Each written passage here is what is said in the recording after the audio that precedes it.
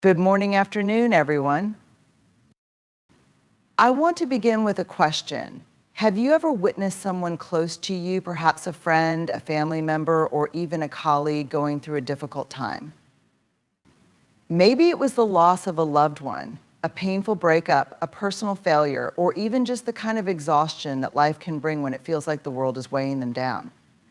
You saw it in their eyes, didn't you?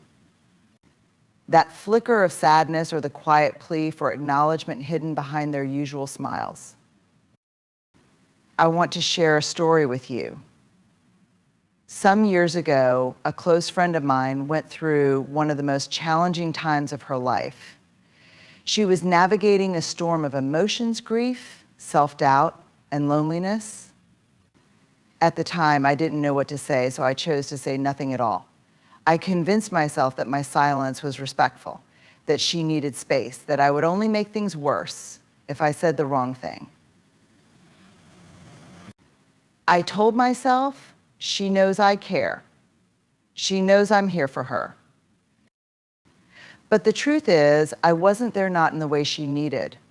My silence, though unintentional, felt like abandonment to her. It was as if my quiet presence was confirmation that her pain wasn't something I could or would carry with her.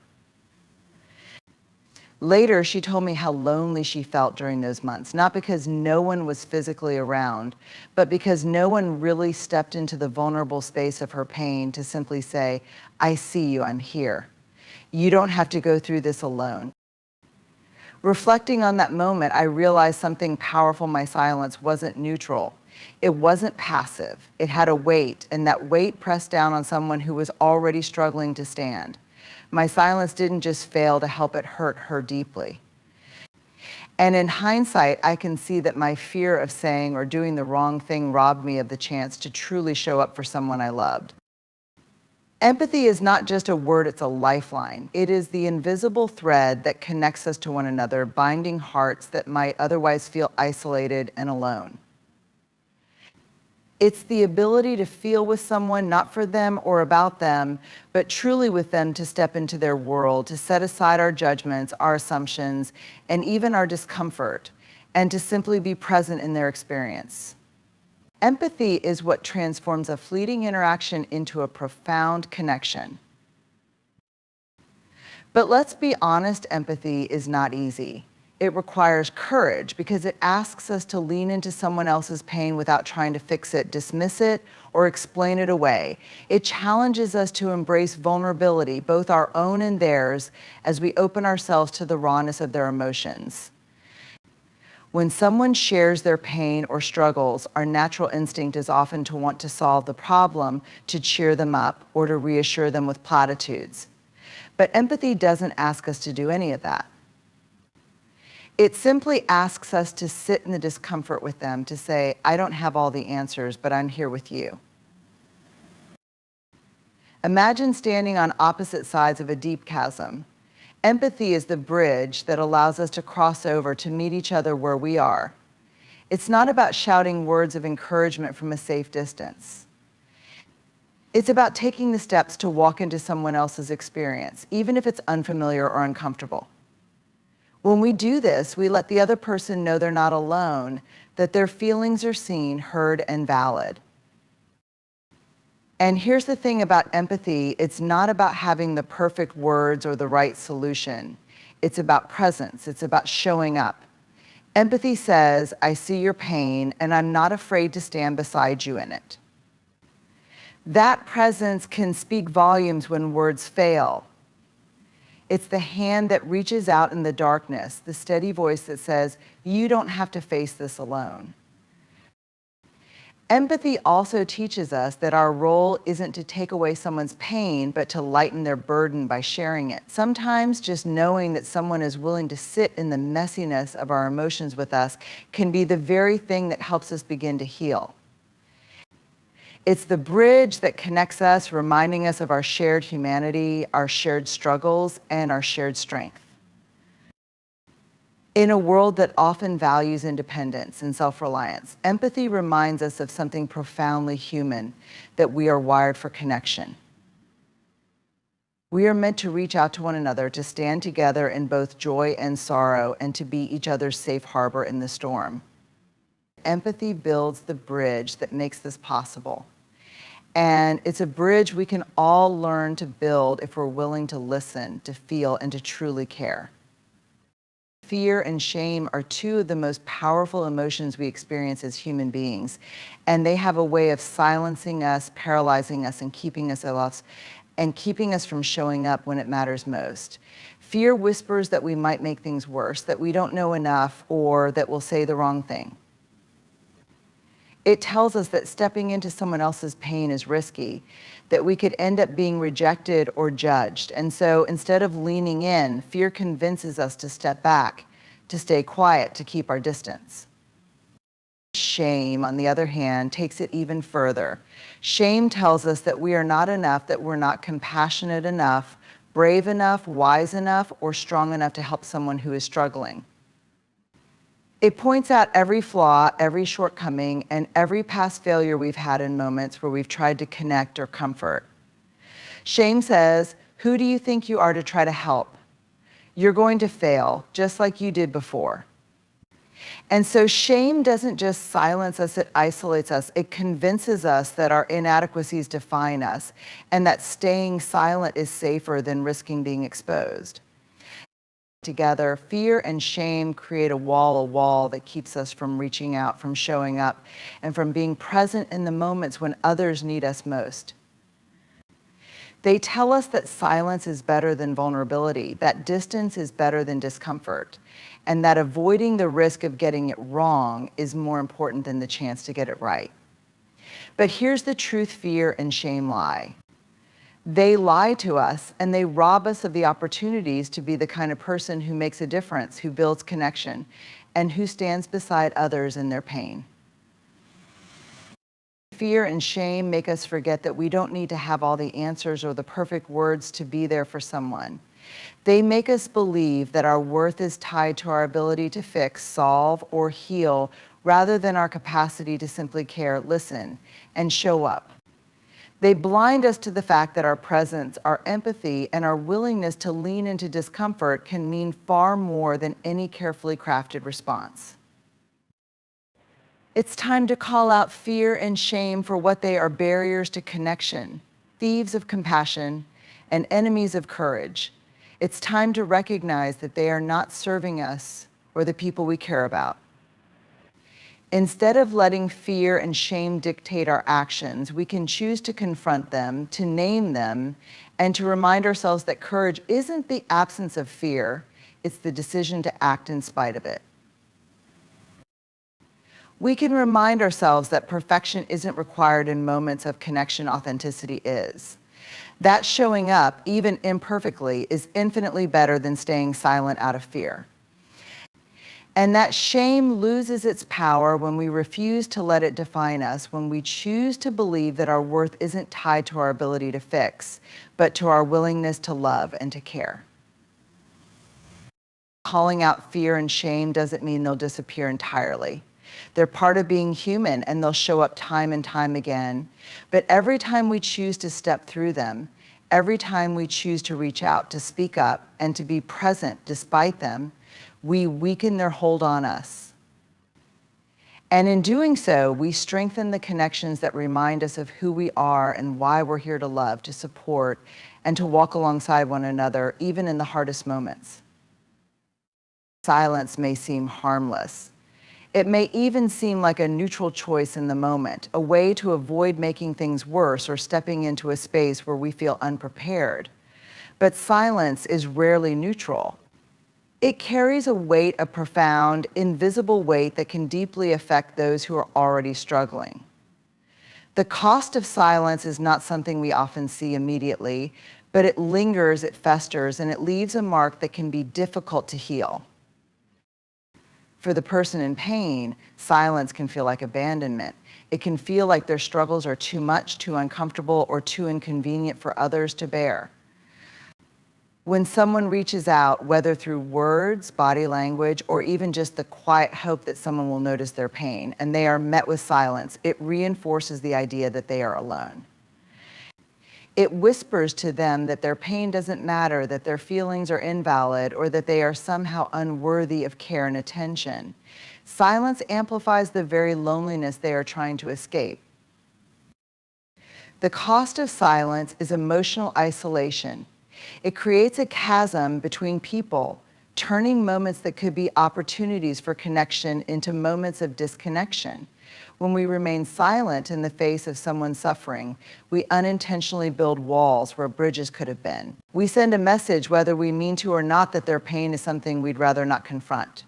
And that message can linger long after the moment has passed, shaping how they see themselves, how they trust others, and how they navigate future challenges. For relationships, silence can erode trust. It can plant seeds of resentment, confusion, and misunderstanding. When someone feels unseen or unheard by the people they rely on most, it creates a distance that can be hard to bridge later.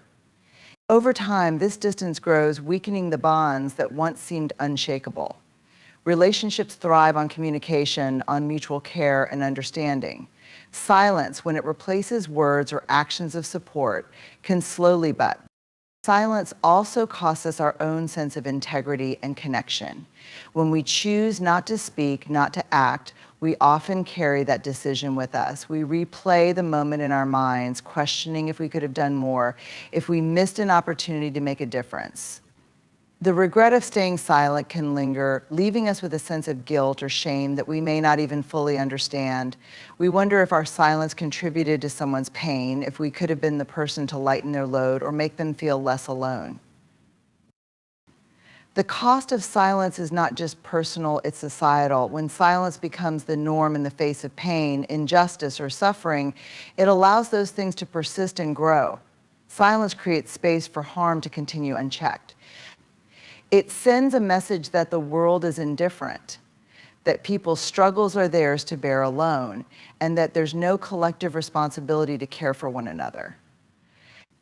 When silence replaces empathy, compassion, and action, it shapes a culture where disconnection thrives and people feel less seen, less valued, and less supported. The cost of silence is ultimately the loss of what could have been. It's the missed chance to offer comfort, to create connection, or to make a difference in someone's life. It's the missed opportunity to say, I see you and I'm here for you. It's the absence of words that could have been healing, of gestures that could have been grounding, and of moments that could have been transformative. Silence leaves a void that could have been filled with love, support, and understanding. When we reflect on the cost of silence, we begin to see it for what it truly is: not a passive choice, but an active decision with consequences. It reminds us that silence, though tempting in its simplicity, often carries a heavier burden than the effort it takes to speak up, to reach out, or to simply be present.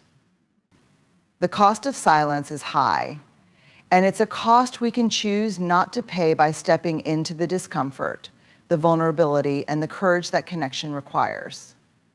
When faced with someone else's pain, it's easy to feel overwhelmed, unsure, or even helpless. Silence may feel like the safest choice, but there is an empowering alternative one that doesn't require perfection, expertise, or even the right words. It only requires presence, intention, and a willingness to show up. The alternative to silence is connection, and connection begins with action, no matter how small that action may seem. The first step toward this alternative is understanding that you don't have to have all the answers. You don't need to fix what's broken or solve what's unsolvable. You simply need to let the other person know they are not alone. This can be as simple as saying, I see you, or I don't know exactly what to say, but I'm here. These words may seem small, but they hold immense power because they bridge the gap between isolation and togetherness. They tell the other person that their pain is valid, that it matters, and that they don't have to bear it alone. Another empowering alternative is to embrace the discomfort of vulnerability. It's okay to feel awkward or uncertain about how to approach someone who is hurting. What matters is not the perfection of your approach, but the sincerity behind it. A text, a phone call, or a gentle check-in can mean the world to someone who feels invisible. Even sitting in silence with someone, holding space for their emotions without judgment or interruption, can be one of the most compassionate things you can do. Your presence says more than any perfectly crafted sentence ever could. Empowerment also comes from recognizing the value of small gestures. It's easy to underestimate how much a simple act of kindness can mean to someone in pain. A heartfelt note, a comforting meal, or an offer to help with something practical can communicate care and support in ways that words sometimes can't. These actions remind people that they are cared for, that they are not a burden, and that their struggles are seen. To offer an empowering alternative is also to remind ourselves that imperfection is okay. We don't have to get it right to make a difference. What matters is that we show up authentically with an open heart and a willingness to listen. When we let go of the fear of saying or doing the wrong thing, we free ourselves to be fully present for others. It's not about being the hero who saves the day, it's about being the companion who walks alongside someone through their journey. Another part of this alternative is leaning into empathy. Empathy doesn't require us to have experienced the exact same pain as someone else. It only asks that we try to understand what they're feeling. It asks us to listen deeply, to put aside our assumptions, and to connect with the humanity in their experience. When we respond with empathy, we create a safe space where others feel seen, heard, and valued. Finally, offering an empowering alternative means choosing action over hesitation. It means reminding ourselves that doing something, even if it feels small, is infinitely better than doing nothing. It's understanding that our presence, our care, and our willingness to engage can create ripples that extend far beyond the moment. The choice to show up, to speak up, and to reach out has the power to transform not only the life of the person in need, but also our own.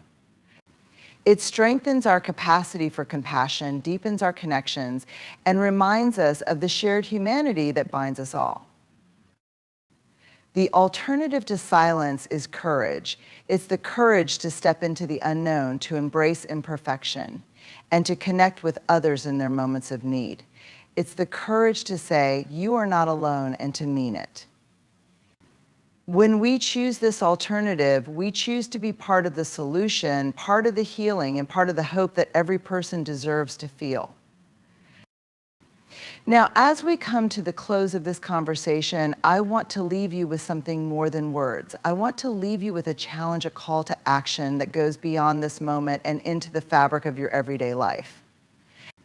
Because the truth is, knowing that silence has a cost and understanding the power of connection means little if it doesn't inspire us to act.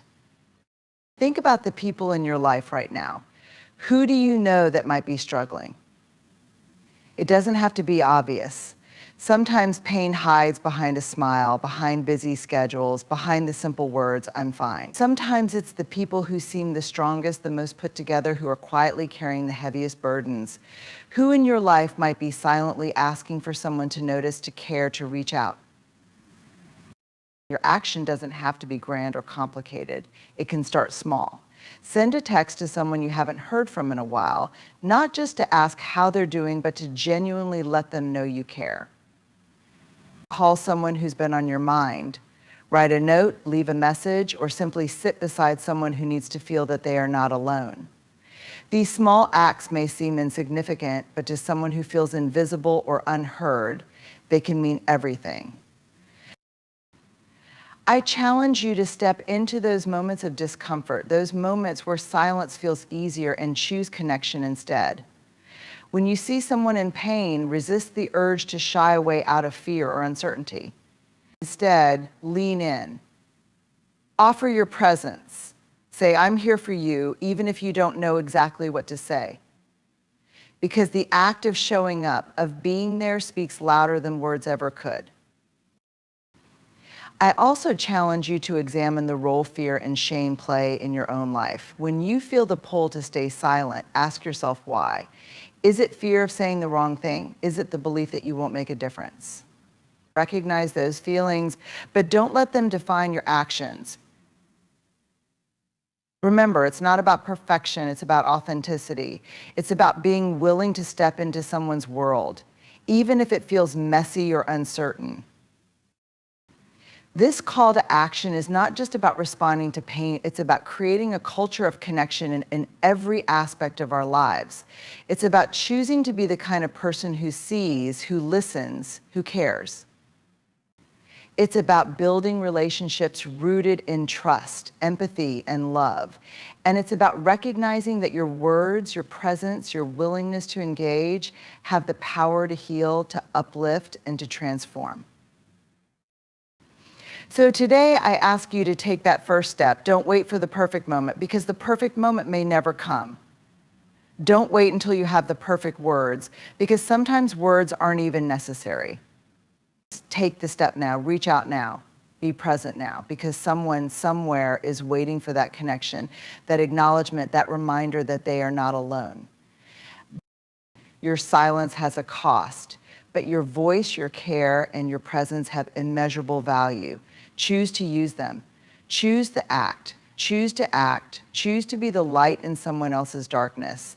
That choice, that action could change a life. And in the end, it might just change yours too. In the face of pain, silence may feel like the safest option. It may seem like the simplest way to avoid discomfort, to sidestep vulnerability, or to shield ourselves from the fear of making a mistake. But we now understand that silence is not neutral. It carries a cost that is often invisible but profoundly felt. It isolates, it erodes, and it deepens the wounds of those who are already hurting. Yet we are not powerless. We hold within us the ability to transform silence into connection, fear into courage, and hesitation into action. By choosing to step into the discomfort, to call out fear and shame, and to replace inaction with presence, we become more than bystanders. We become allies, supporters, and sources of hope in a world that desperately needs it. This is not a call to perfection. It's not about always knowing the right thing to say or do. It's about showing up with authenticity and care. It's about being present in the moments when someone else feels invisible or unheard. It's about extending the hand, offering the kind word, and building the bridge that says, "You are not alone." And so as we leave this moment, let us commit to taking what we've learned and turning it into action. Let us commit to being brave enough to connect, compassionate enough to care, and human enough to care, and human enough to stand with those who need us most. Let us remember that the smallest gestures, a word, a look, a touch, can have the most profound impact. Because in the end, it's not about how much we know or how perfect we are. It's about how willing we are to show up, to be present, and to let others know that they matter. The choice is ours, and the opportunity is now. Let us make the choice to speak up, to reach out, and to ensure that our silence is never the reason someone feels unseen or unloved. Let us choose connection. Let us choose courage. Let us choose to make a difference, one moment and one person at a time.